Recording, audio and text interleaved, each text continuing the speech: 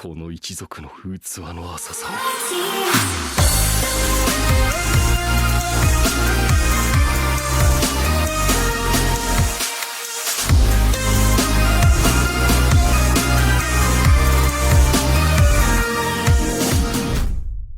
Hey everyone, so the wait is finally over. I finally created my own tier list. I wanted to make something different from all the other tier lists you see online, but still reasonable. So I have some notes here with me and the tier list in front of me. Without trying to make this a 15-minute video, let's just get right into it. A quick disclaimer though, I don't own all these characters, but this is just from my past experiences and just me knowing how to read skills, so let's get right into it. I'll explain all my explanations and kind of a little bit about each character as I go down the list. Starting off at the top, you have your S or essentials, which are Cain, your required main character, and your Yui, which is the only 5-star healer in the game, so I don't really feel the need to explain any further. Yui's better than the other two healers, Rachel and Johan, by far. And moving on to the A tier, these are characters that I would categorize as being good the vast majority of the time. So starting out, we have Lilith, who's one of the best magical DPS in the game. She has two notable skills, one being that the enemy's defense will be lowered, and two, increasing Cain's damage. Similarly, Dark Lord is the next character on the list. She has two skills. One is team critical damage and the other being team attack buff. Third is Odin. She's similar to Dark Lord in the sense that she has one team attack skill, and she also has an active skill that temporarily boosts the team's attack even more. And then fourth is Mary. She's one of the best physical damage DPS in the game. Sorry if that's redundant. And she is primarily used whenever there's a boss that's immune to light and immune to magic.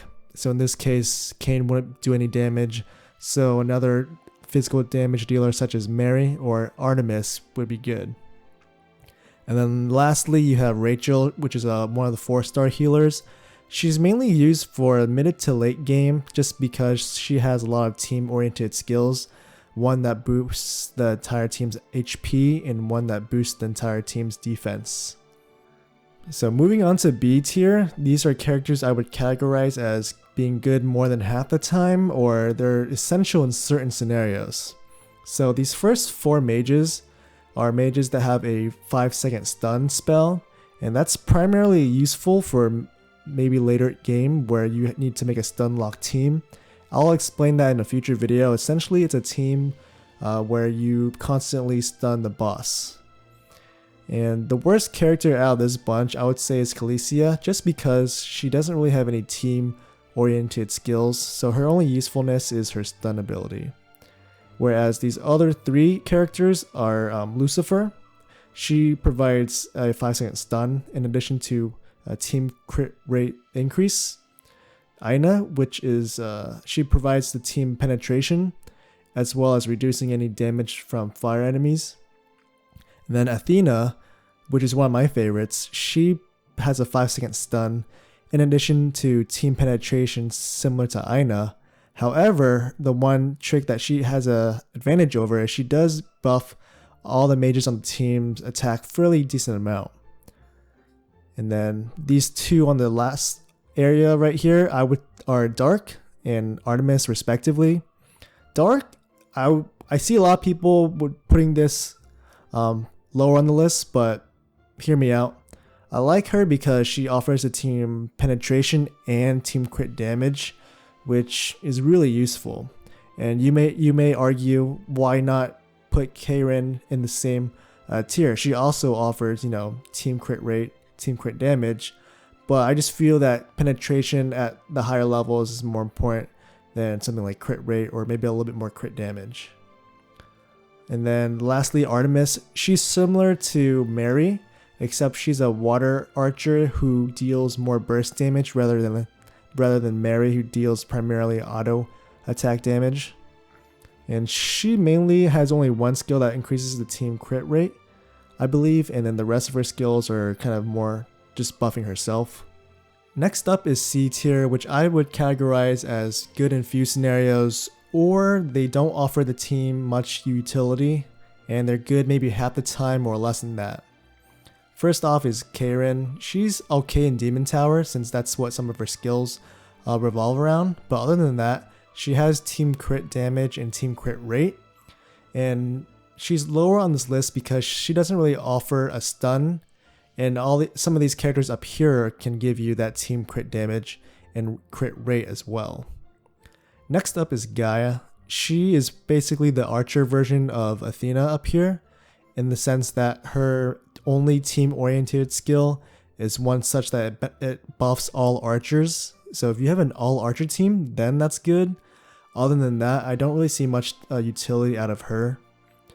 And next up is Joanne of Arc. So her abilities revolve mainly around PvP, one being that she blocks a couple attacks for her allies, and she reduces the team's damage from light enemies. So in that case, PvP, light enemies mainly coming from the enemy Cain, so in that sense, she's good for that. But I haven't really seen her used much elsewhere, besides maybe some stun lock teams, but her stun is a little shorter. Next up is Vivian. She's mainly used for her only team oriented skill, or one of them is her defense buff to the entire team. She does has one skill where it reduces the missile penetration by 1. Basically it reduces the amount of hits the enemy does on your team by 1. But other than that, she's a decent tank.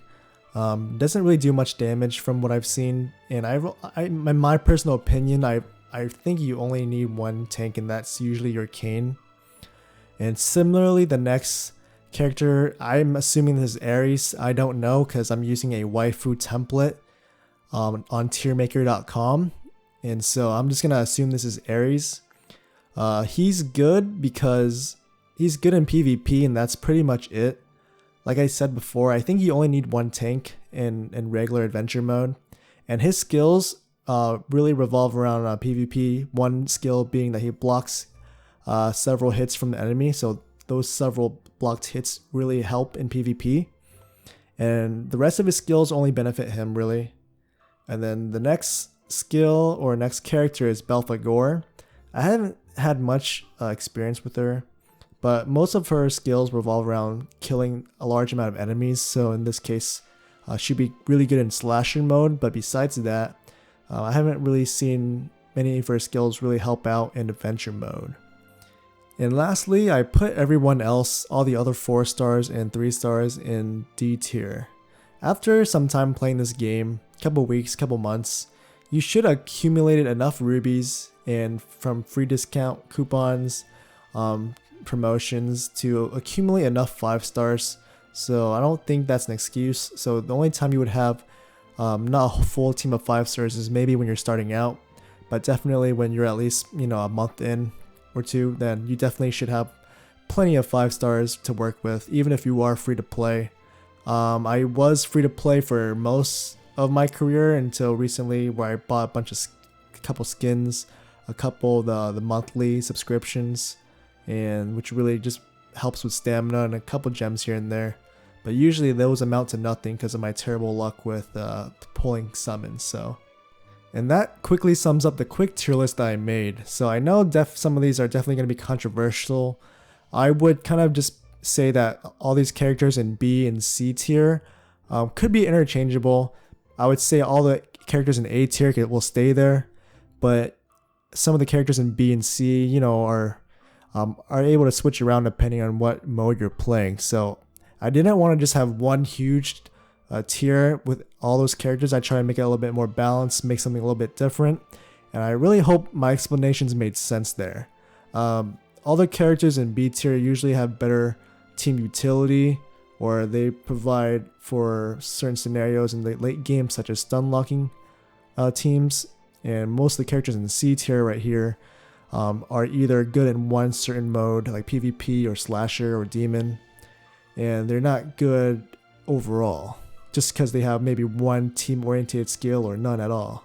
Thanks again for watching, guys. I wanted to thank you personally. All your feedback honestly motivates me to keep making more videos. All the people in the Discord community and the Facebook community have been really positive, and I appreciate any constructive criticism that you may have.